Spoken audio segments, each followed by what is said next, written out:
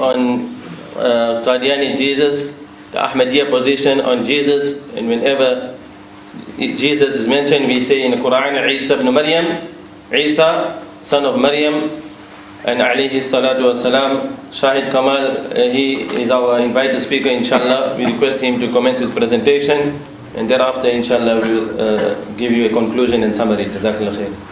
Very nice to see some friendly and familiar faces. Jazakallah khair, Sheikh, for inviting me to talk on a subject in which I must confess to not being an expert in any other sense that I was Qaiyani Ahmadi for most of my life. Some of you will have heard me speak before, so I'm going to cut to the chase. Inshallah, I'm just going to talk about what the official Qaiyani Ahmadiyya position is on Jesus. Now, the reason I'm using the word Jesus is because Mirza Ghulam Ahmad, the founder of Ahmadiyya himself, differentiates between Jesus of the Bible and Isa alayhi salam on several occasions. So it's important to know that the Ahmadiyya themselves have a position on Jesus that is mired in this very interesting duality. And this duality always plays a central role in Mirza's own teachings on his own status. So he himself, as you know, claimed to be first the image. So Mirza Ghulam Ahmad had a series of ascending claims, as you're probably aware. And one of those earlier claims was that he came in the image of the Masih. And later on he claimed to be the Masih himself, and of course he continued to have ever more ascending claims. So this is a very, very brief background on Ahmadiyya and Jesus. And the third point on the use of the title Qaiyani Jesus is, of course, that Mirza Ghulam Ahmad himself claimed to be the second coming, if you like, of Isa alayhi salam. So I'm going to talk about what the actual position of the Ahmadiyya is. And this is taken from my own knowledge. This is how I grew up, understanding the concept of Isa alayhi salam, which when I was an Ahmadi I found very logical. Of course, I wasn't aware of the Muslim position at the time. I was only aware of the Ahmadiyya position, but it sounded logical to me at the time. I didn't delve too much deeper. There are notable points of difference between the Qaiyani Ahmadiyya position on the life and mission of Isa alayhi salam and the Muslim position. And I think one of the things to make clear is that it's not that we oppose the position of Ahmadiyya purely because of it being outside of the fold of Islam. Rather, we oppose these because they are self-contradicting statements as well. So there are a number of angles in which you can approach this subject. The first is, well, obviously, Qadianism is kufr. It's declared by the consensus of the ulama to be completely outside the fold of Islam. It's recognized as a cult increasingly by more and more secular organizations as well as spiritual authorities. And on that basis, we can delve deeper and look at some of the more interesting issues, like where did these beliefs come from? Where did the concept of Isa alayhi salam come from in the theology, if you like, of Ahmadiyya? So I'm going to explore that. The first point of difference, and it's a slight point, is on the aspect of the virgin birth. The Ahmadis believe that the virgin birth, that is Maryam, on whom be peace, giving birth, having been not touched by any man, was true. So they believe in this concept. But what they say is that they don't believe it was a miracle in the sense that it was a supernatural event. What they say is that this birth could be described in scientific terms at some point. So whether we agree or disagree with that is not the issue. The issue is the major point of difference between Islam and Qadiani Ahmadiyya on this is that the Ahmadiyya in general has this notion that miracles are not miracles in the way we see them. They are always bound by the laws of the universe, which are created by Allah subhanahu wa ta'ala.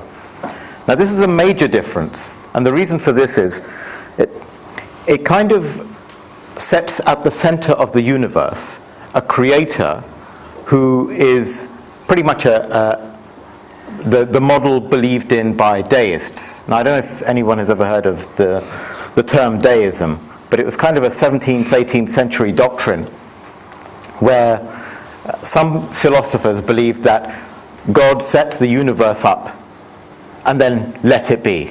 In fact, Isaac Newton believed this for quite a while, that God basically set the universe up, set up all the rules, all the laws, and everything behaved like billiard balls in a very, very predictable way.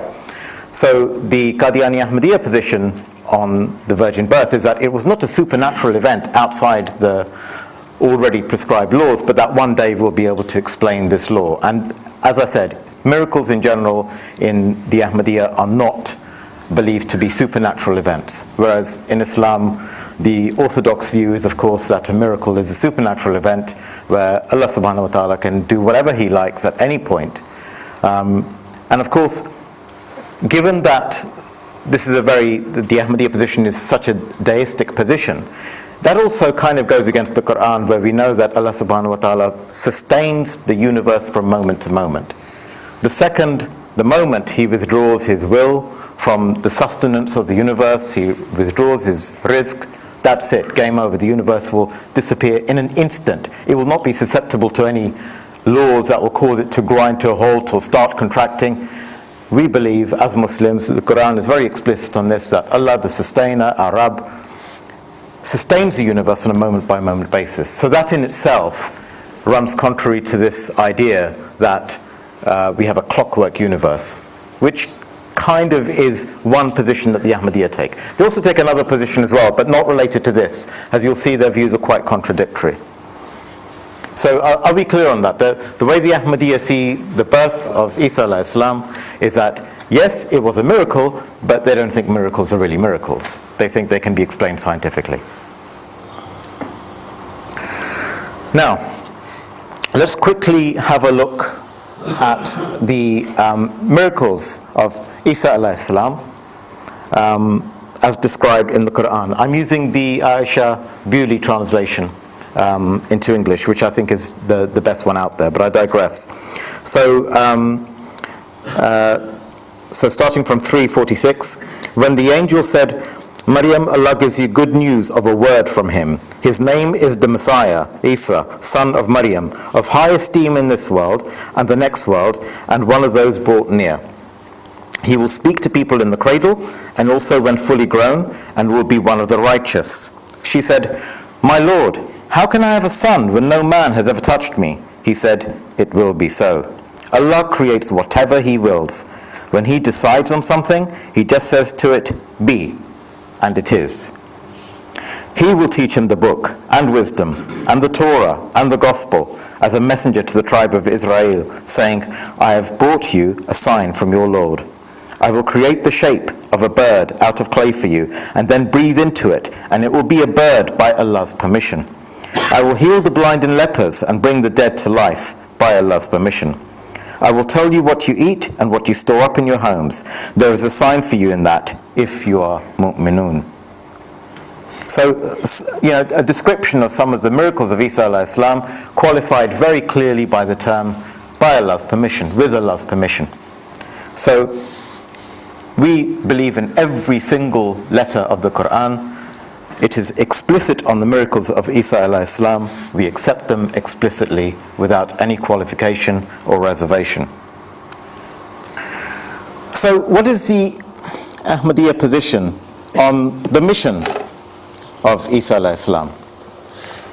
Well, they believe that he had a limited scope. His mission was of limited scope. That it was where the Israelites live. And of course, one of the interesting variations is that they believe that 10 of the tribes of Israel were lost. And they traveled to Afghanistan, to China, to Kashmir, to India, etc.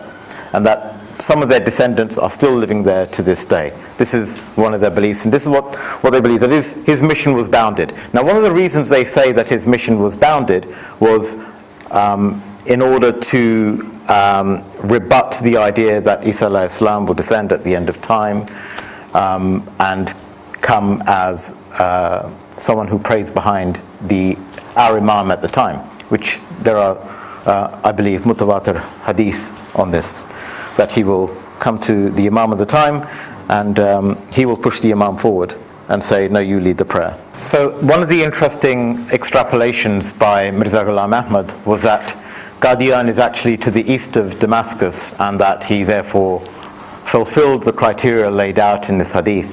And one Qadiani recently online tried to make a point of this by drawing a line using Google Maps from Damascus to Qadian, perfectly straight line.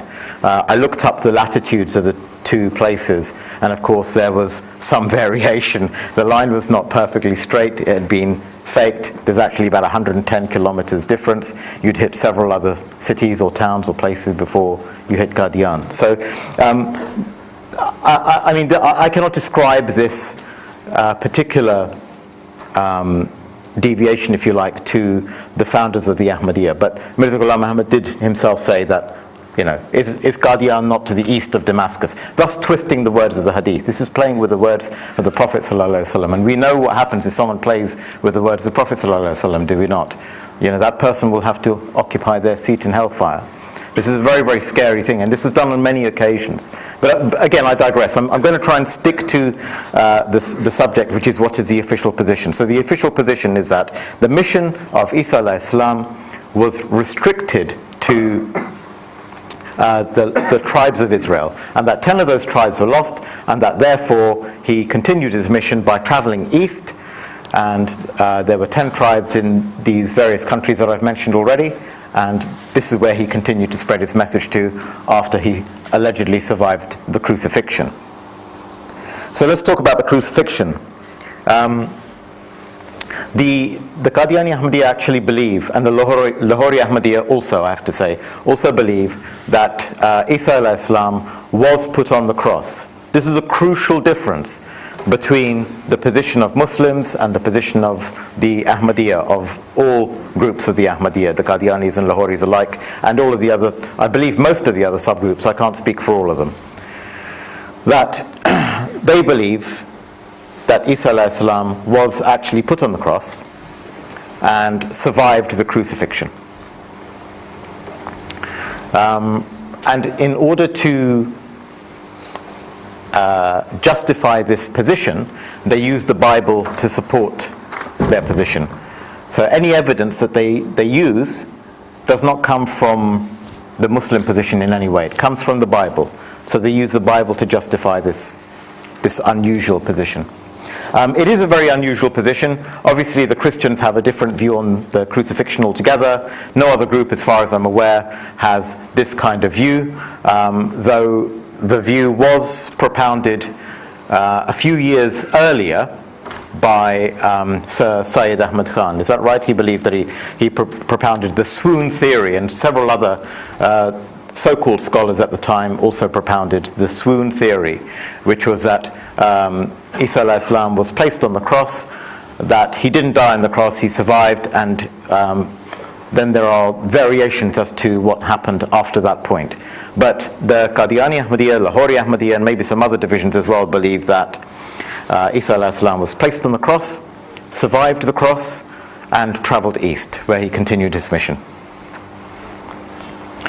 So what happened, according to the Ahmadiyya, after the crucifixion that they say took place? Well, as I say, they believe that the lost tribes of Israel are actually east, in Kashmir, in Afghanistan, in India, in China.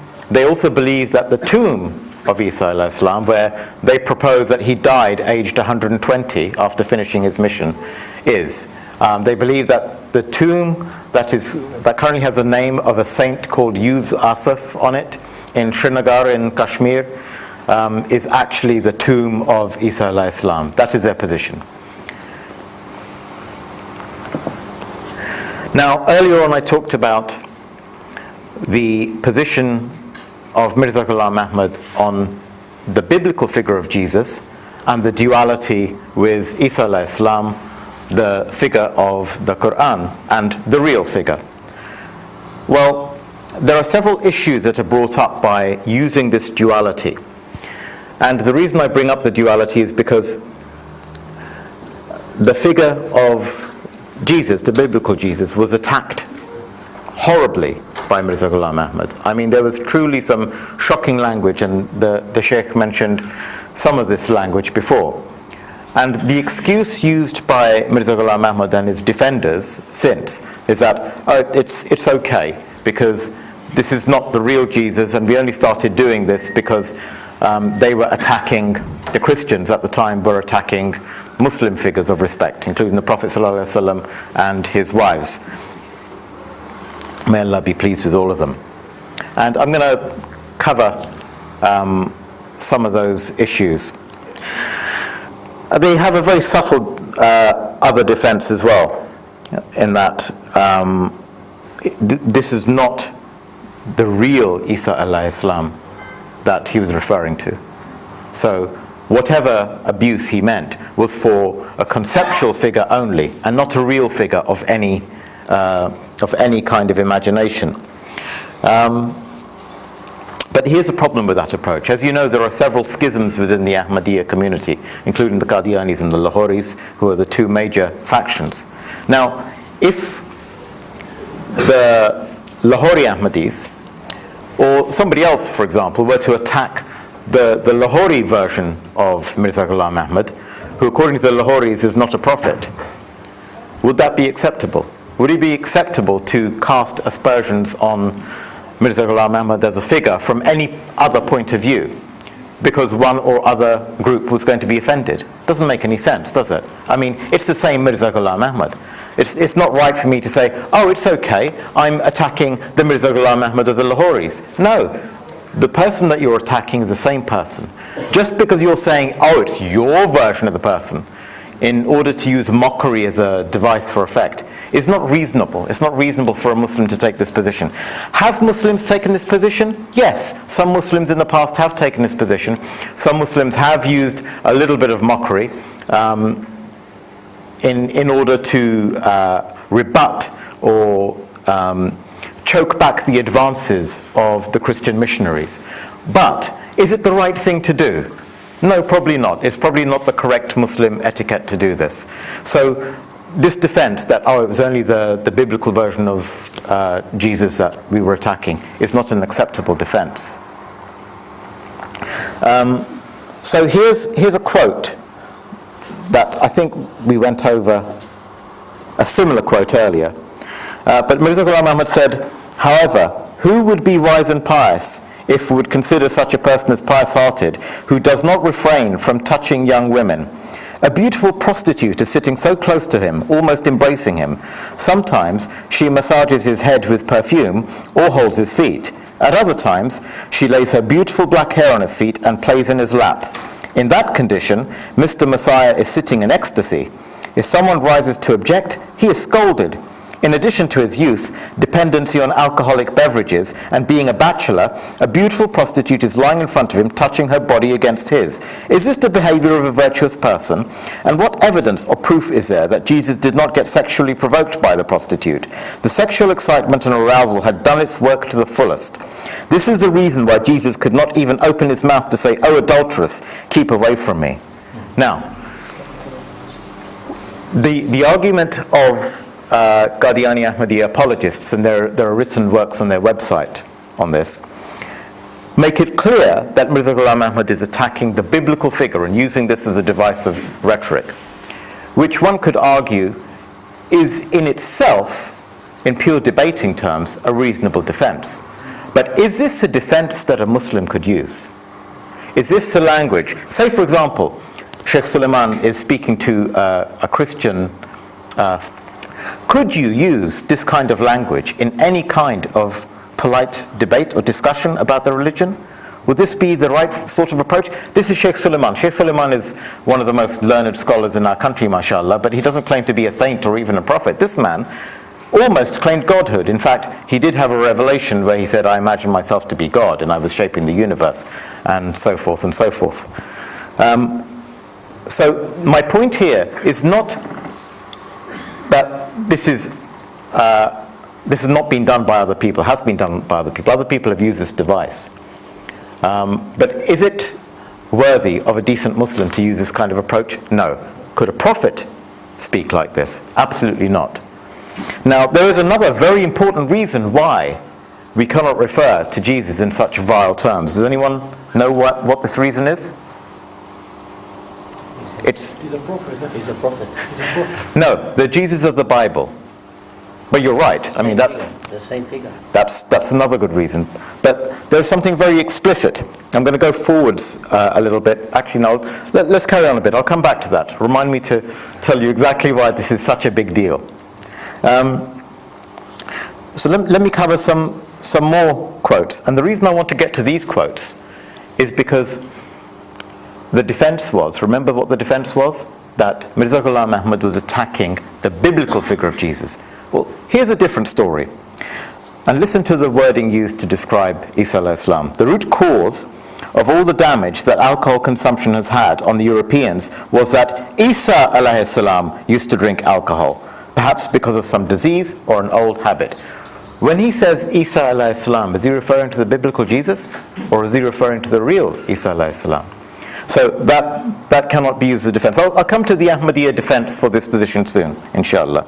A man who drinks wine so long as he lives and likes the company of women of dubious character, sinners and drunkards, does not present an example worthy of emulation. This was said in the context of referring to Isa alayhi salam. Don't you know that manliness and virility are praiseworthy attributes of men? Being a eunuch is not a commendable quality, just as being deaf and dumb are not commendable. Yes, this objection is indeed very great, that Hazrat Masih alayhi salam, being completely deprived of manhood, could not leave a practical example of perfect and upright social life with his wives. So this is a direct attack on Isa alayhi salam. Now the defense, and I've read the defense, is that in the context that this was used, he was still referring to the biblical Jesus. Well, I say, be very, very careful when you're talking about a messenger of God. If I was writing about a messenger of God, I would be extremely careful with my language. Extremely careful. As I'm sure we would all be. I can't imagine anyone in this room using this kind of language about a prophet of God. To us, they're all messengers, they're all prophets of God, and we venerate them equally as we've been commanded to do. So, here's a little bit of balance, because this has not been done before. Nobody has said, well, you know what? This is not actually Mirza Ghulam Ahmad's stated position. So here is some balance for you. Mirza Ghulam Ahmad in his book, a kind of a letter, said, the Messiah is one of the most beloved and righteous servants of God. He is among those who are chosen by God. He belongs to those whom God purifies with his own hand and whom he keeps under the shelter of his light. But he is not God, as is presumed. Yes, he is close to God and is among those perfect ones who are the few. That's really nice, isn't it? And that's much better. That's the way you should speak about Isa alayhi salam. But my wonderful and beloved friends from Khatm an-Nubuwwah there probably can't see the writing at the bottom. Can you see Tuhfa Qaisariya? Now, they know what this is. Why is he being so nice about Isa alayhi salam here? This was a letter to Queen Victoria, a present for the Empress. So he wanted to impress her with his love for her God. Okay? That was the context. It's very important. Every time that he used a certain amount of abuse, the context was the presence of, for example, Christian missionaries or Muslim scholars who he labeled mullahs, but when he was writing to the Queen and so forth, he took on a different approach. Now look, this is perfectly normal. I do it all the time, okay? But I ain't claiming prophethood anytime soon. God forbid. This man was a claimant of prophethood. This man was one who claimed that he came back in the, not just in the image of Jesus, but he was a Messiah himself. He also claimed that he was the second coming of Rasulullah sallallahu alaihi wasallam. He claimed that God named him Ibrahim alayhi salam, Maryam, all sorts of things that he claimed. So such a model of perfection surely should be very careful and very consistent about the language that they use, the context in which they use that language, and who they address the language to. What does the Quran say? Remember what I was saying earlier about remind me about why this is so important? Because Allah subhanahu wa ta'ala tells us explicitly in 6:108, and do not abuse those whom they call upon besides Allah, lest exceeding the limits they should abuse Allah out of ignorance. Thus have we made fair seeming to every people their deeds. Then to their Lord shall be their return, so he will inform them of what they did. Do not abuse their gods. And what is Jesus to the Christians? He is part of the Trinity. He is part of Godhead. He is the Son of God to the Christians, and he is, as far as they're concerned, a part of the triune, which is 3 units of God in one. Now, whether or not we agree with this principle, and of course we don't as Muslims, we are firmly on Tawheed as Muslims, we are not allowed to abuse the gods of people who have other religions, people who have the qualities of the mushrikeen. We are not allowed to do it. Why? Allah subhanahu wa ta'ala tells us explicitly. So, my question to you, brothers, can a prophet of God go against a direct commandment of the Quran? Absolutely not. Ergo, he was not a prophet of God. He could not be the second coming of Isa alayhi salam. On this principle alone, the argument is finished. But this is not about the theology of Ahmadiyya on a wider level. This is about the specific theology as it relates to Isa alayhi salam and the biblical figure of Jesus as well. But on that point alone, this is not acceptable from a Quranic perspective either. And there is a very, very famous hadith which Sheikh Suleiman knows about, and my brothers from Khatm al-Nubuwwah know about 30 liars or thereabout, Dajjalun, appearing in the lifetime of the Ummah, each claiming to be a prophet, but there is no prophet after me. So the Prophet ﷺ was explicit that there would be many people claiming to be prophets after him. And Mirza Ghulam Ahmad, in the opinion of the scholars, as a consensus of the ulama of all of Ahl-Sunnah wal Jama'ah, in fact outside of Ahl-Sunnah wal Jama'ah as well, categoric that Ahmadiyya is outside of Islam for several reasons, but the claim of prophethood is one of the key ones. So, talking of the claim, Mirza Ghulam Ahmad claimed that he was to the Muslim dispensation, or the Muhammadi sallallahu alaihi wasallam dispensation, what Isa alayhi salam was to the Mosaic dispensation. In other words, Mirza Ghulam Ahmad claims he was the last of the Khalifas and also the last prophet in the chain of Muhammad sallallahu alaihi wasallam, in the same way that Isa alayhi salam was the last prophet in the chain of the law of, or the Sharia of Musa alayhi salam. So this is a completely at odds with the position of Islam. This is something that's very important. When you hear the Qadiani's claim, because Lahoris won't claim this, of course. The Lahoris don't believe that Mirza Ghulam Ahmad was a prophet. When you hear the Qadiani's claim that they are Muslims who believe in the Messiah, ask them which Messiah. If someone ever says, we're Muslims who believe in the Messiah. Well, all Muslims believe in the Messiah, but the Messiah is Isa ibn Maryam alayhi salam. That is the only Messiah that the Muslims are aware of. And you know, if you're with the majority view, the consensus in the Ummah today and amongst the ulama, as far as I'm aware, is that the only person that's going to return at the end times is the very same Isa alayhi salam. Another very concerning point of differentiation is that the Ahmadiyya believe that the Ahmad in the Quran refers to Mirza Ghulam Ahmad.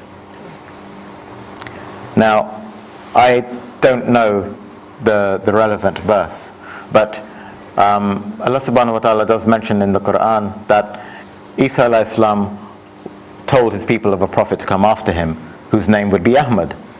And Muslims believe that this Ahmad was Muhammad sallallahu alaihi wasallam.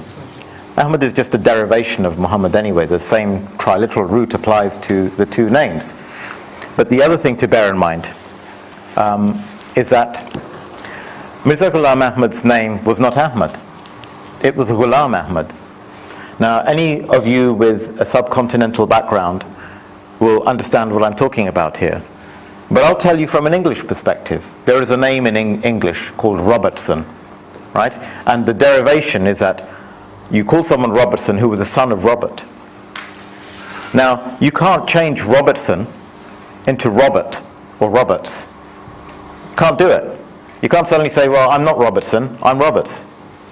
Hello? You just pulled a fast one on me. That's not allowed. In the same way, the way they get around this, the way the scholars of Ahmadiyya, I hesitate to call them scholars, but they are scholars because they study Ahmadiyya. The way they get around it is they say, well, Allah subhanahu wa ta'ala gave Mirza Ghulam Ahmad revelation and told him he was Ahmad, in the same way that he told him that he was Muhammad. But I think that's a bit shifty because they're specifically referring to Ahmad and they don't often use the word Muhammad to refer to Mirza Ghulam Ahmad. Why not just come out and say it? Why not just say that his name was Muhammad and not Mirza Ghulam Ahmad? So this is a little bit of deception that's employed. Whenever you hear the term Hazrat Ahmad being used by the Qaiyani Ahmadiyya, in fact the Lahori Ahmadiyya will use this term as well, you have to pull them up and say, hey, hold on, his name was not Ahmad, his name was Ghulam Ahmad, and he signs himself as Ghulam Ahmad Qadiani.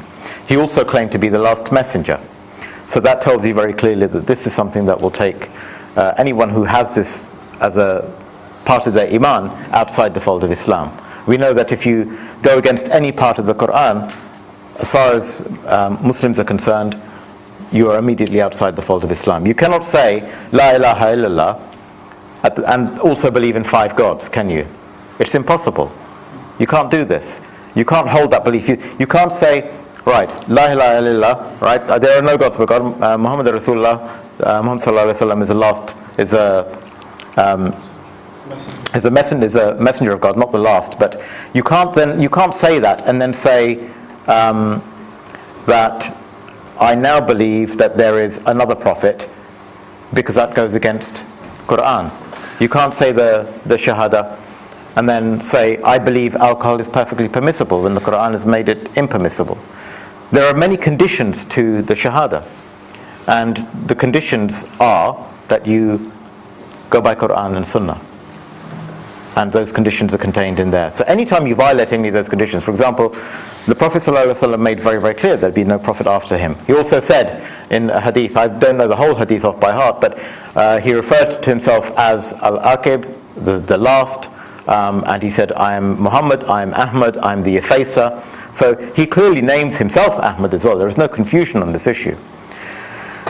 So a lot of little tricks are employed by people who try to get around some of the thorny issues of Ahmadiyya theology, and you should be aware of each and every one of them.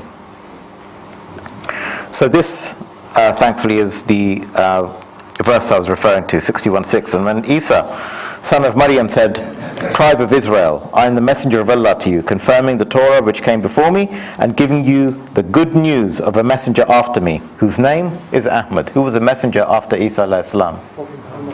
Sallallahu alayhi wasallam. So, he claimed to be this Ahmad, and his followers have since claimed that he is this Ahmad, and for that reason they call themselves Ahmadi. The reason we take offense at the term Ahmadi, I didn't know this before, by the way, I used to routinely use the term Ahmadi a few years after I left, was because, well, Ahmad is the name of the Prophet sallallahu alaihi wasallam. And so, strictly speaking, an Ahmadi is a follower of the Prophet ﷺ. You cannot actually be an Ahmadi without being a Muslim. If you call yourself Ahmadi, it means you are a Prophet, follow the Prophet Muhammad ﷺ. You cannot be the follower of a Prophet Ahmad who is not Muhammad, because there is no other Prophet called Ahmad who is not Muhammad. And as I say, Mirza's name was not Ahmad, his name was Ghulam Ahmad. So very, very important that you know this distinction.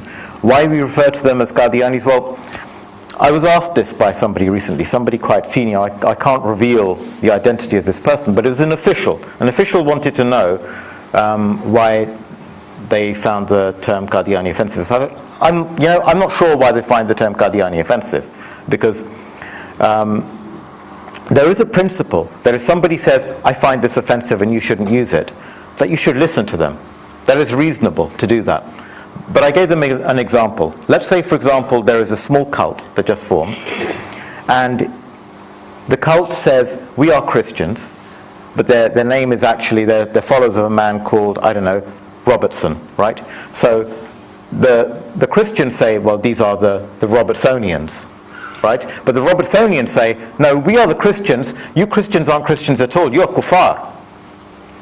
Would it be reasonable for the Christians to refer to this tiny splinter group, this cult, as anything other than Robertsonians? Would it be reasonable for them to say, you are Christians, yes? No. So we can't call them Ahmadi, because an Ahmadi is a follower of the Prophet Muhammad sallallahu alaihi wasallam. I didn't understand this before. I had to really learn about this. There's so many subtleties. But until you love the Prophet sallallahu alaihi wasallam more than you love your own family, until you inculcate that love in your heart, you don't understand these things. And I didn't. To me, he was a man from 1400 years ago. This man from 100 years ago was closer to me. I didn't know him, but this is how I believed. So how can you have this diluted love and claim that you have more love for Muhammad sallallahu alaihi wasallam than any other person, including any member of your own family? It's not possible, is it? Your love becomes diluted. So, getting back to the point, there have been quite a few other Ahmads in India since the 15th century who have made enormous claims. Claims to be Messiah, claims to be guides, reformers, etc. Some of them are listed up there. I won't go through them, but Mirza Ghulam Ahmad was just one of the four. What do prophets do? Yes. What else do they do? What do prophets do? It's not a trick question, by the way. Teach people the right path. Yes. The oneness of God. Yes, very important. The oneness of God. They call to the oneness of God. The most important thing is the calling to the oneness of God. Okay? That's the message of God. Yes. That's the ultimate message. God is one. This is, we are hardcore monotheists, right? If you want to call us hardcore about anything, if you want to call us extreme about anything, uncompromising about anything, it's Tawheed, right? Now, what did the Jesus of the Bible do? He overturned the moneylenders' tables. Another thing that prophets do is they overturn the social order. They are seen as troublemakers. They're told, don't do this, you know? We'll give you some money if you just stop doing what you're doing. Right? But they will never compromise on their principles, on their message, because they are accountable to a higher authority. They will never, ever compromise. Ever. They will not. That is satanic. It is impossible for a prophet of God to compromise on their principles. The Jesus of the Bible is one of my favorite stories and totally applicable to the financial mess that we're in today. He overturned the moneylenders' tables. That is an act of violence. It is a beautiful act of violence that you should go up to somebody who is stealing money from people, who is making poor people poorer and rich people richer, and you're overturning the table. This kind of violence, in my book, is acceptable for a prophet of God. If you overturn something like a table, which has got filth on it, money stolen from poor people to give to the rich people, that's what he did. He was not afraid. He was weak. It's not like he went in there to kind of hurt anybody. And remember, this is a biblical story, so I don't have any Quranic confirmation of this. But according to the biblical account, he overturned the moneylenders' tables. Now, what did Mirza Ghulam Ahmad do? What was his position with respect to authority?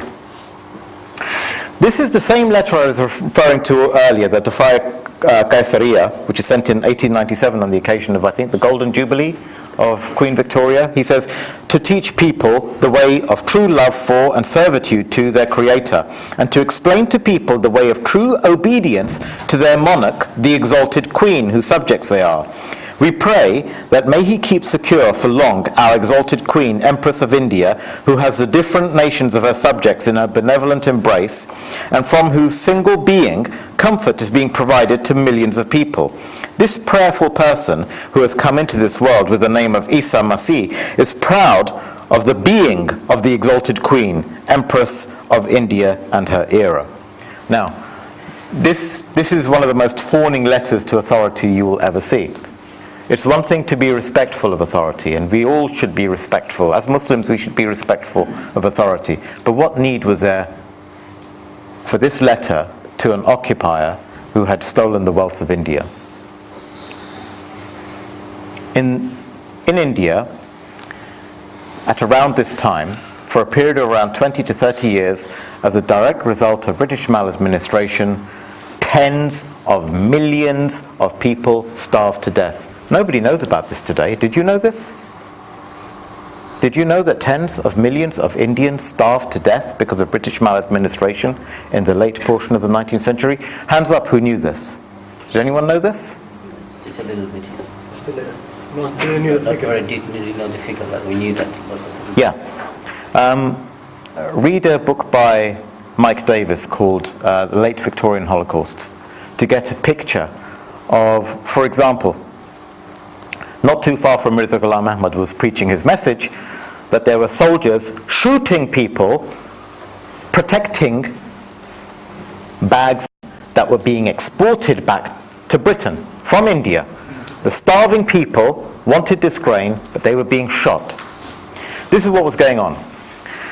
So at this time, Mirza Ghulam Ahmad could have been writing saying, can you please sort out your administration? But he did not do this. Instead, he wrote this fawning letter, which is not the kind of thing that a prophet does, in my opinion. So earlier on I referred to him praising Isa alayhi salam in one of his letters, and this was the letter that he wrote to Queen Victoria, and it was in that letter that he praised Queen Victoria that he also praised Isa alayhi salam. But that is not the position that he takes in other written material. According to the Bible, Jesus said, "Blessed are the poor in spirit, for theirs is the kingdom of heaven." But Mirza Ghulam Ahmad said, "The majority of people who joined my sect are those who are either holding eminent posts within the British court, or the goodly rich men, their servants and friends, or businessmen, lawyers, or those educated in the modern way, or such famous scholars, servants and noblemen who have either served the British government in the past or are serving it at present, or their relation, etc., etc., etc."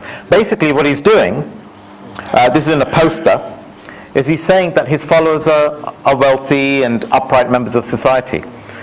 But who were the first followers of the prophets? Were they the rich people or were they the poor people? Always the poor. The prophets uphold justice. And justice also includes financial justice. So basically, he ends this letter by saying, in short, this is a party which is a protege of the British government, from whom it has earned good name and who is worthy of the government's favours. Basically he's saying, I want favours from the British government for this party. So who is the Qadiani Jesus? Who is the Qadiani Messiah? Final quote that I'll end with from Mirza Ghulam Ahmad that really had me rocking in my belief in Ahmadiyya. God named me Mary in the third volume, Brahina Ahmadiyya. I was nurtured for 2 years as Mary and was raised in a womanly seclusion. Then, the Spirit of Jesus was breathed into me, just as was done with Mary. Hence, I was considered to be pregnant in a metaphorical manner. After a period of several months, not exceeding 10, I was made Jesus out of Mary, by the revelation embodied in the last part of the fourth volume, Brahina Ahmadiyya, and thus I became Jesus, son of Mary. But God did not inform me of this secret at that time. So, unusual, to say the least. Unusual, very unusual. What was his purpose? He said that he came to break the cross, but actually Christianity increased during his time in India. Christianity increased. It is now stronger than ever in India.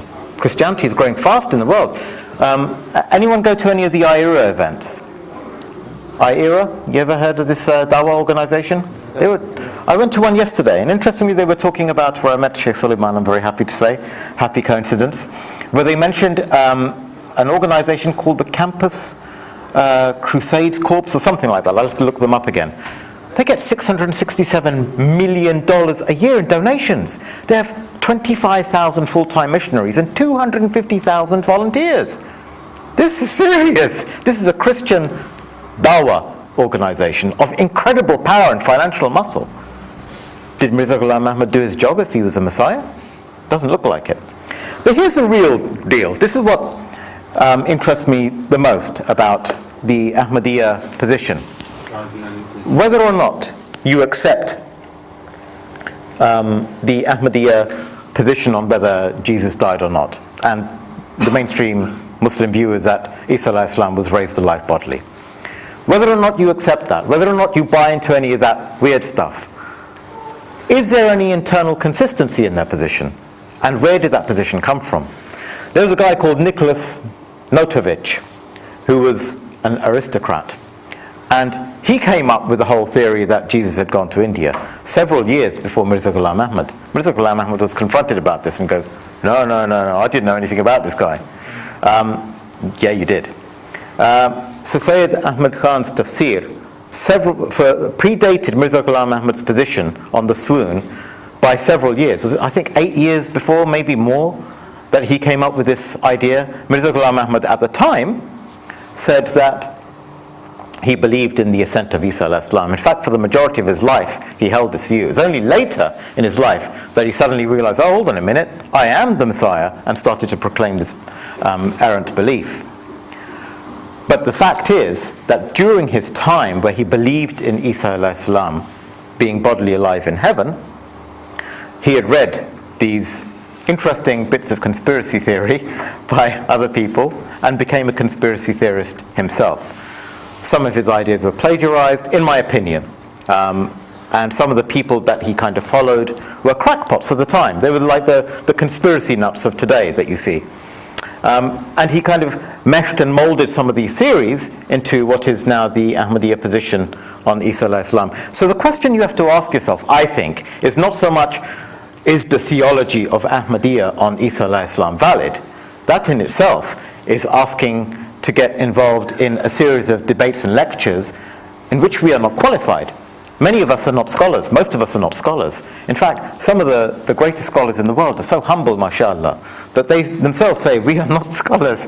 And you're looking at these people and thinking, it'd take me 2,000 years to learn as much as you've learned, you know? And these people are so humble.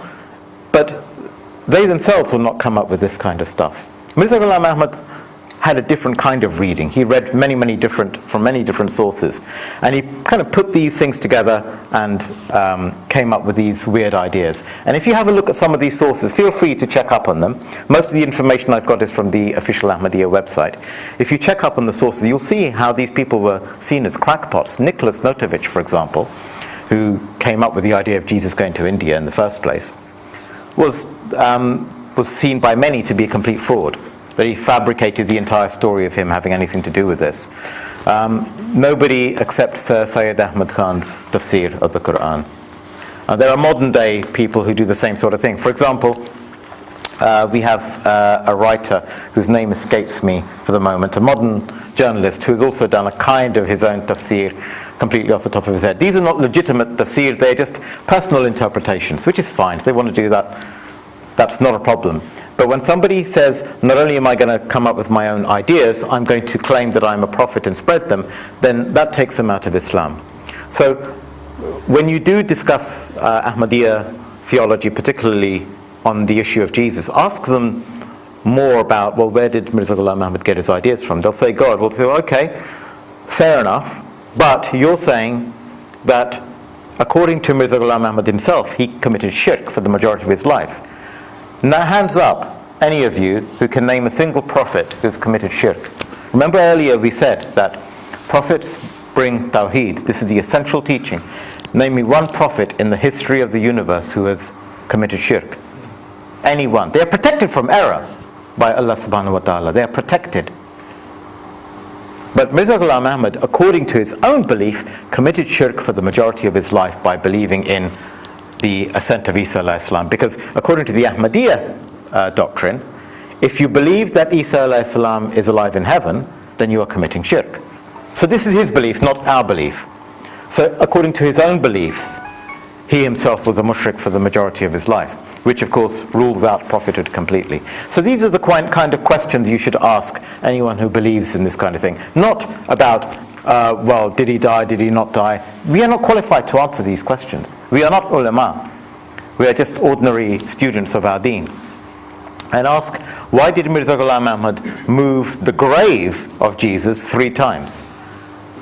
Do you think that he thought that the grave of Yusuf was his first discovery? No. In his earlier books, he claimed that the grave was in one place. I don't remember the names. I think my brothers in Khatm an-Nubuwwah will know all the details. You can feel free to ask them for specific details. They have all of the details. So you have one grave and then another grave and then, oh no, hold on, it wasn't this, it wasn't that, no, it was that. And you can just imagine this guy, in my head anyway, this is the way I imagine it, that he's reading one book, no, this looks cool, that's the one I'm going with, you know? That's the kind of image I have of him doing his research and study to try and convince his followers in a series of ever-escalating claims. So there is the Qaiyani Jesus for you, and I think we're done. Jazakallah khair.